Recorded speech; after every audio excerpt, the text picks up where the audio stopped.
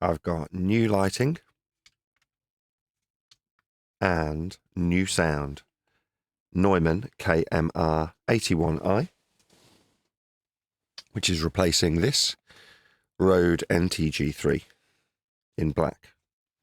So the Rode is outgoing, and depending on the reliability of this KMR 81i, I may or may not sell the Rode NTG3. But I also ordered an immaculate replacement tube. So looks like I've got two of these. I haven't. This has got no internals in it. It's just a tube. So this is what the Neumann KMR 81i looks like. And this is the mic that you're hearing me now. Admittedly, slightly off axis. There it is. Neumann. Focus. Come on. Focus on it. There you go. So this is what it looks like.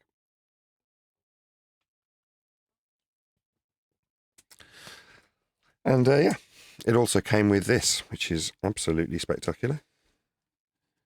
A Neumann case.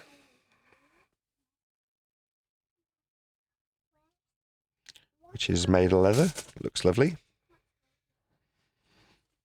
Pop that back in it.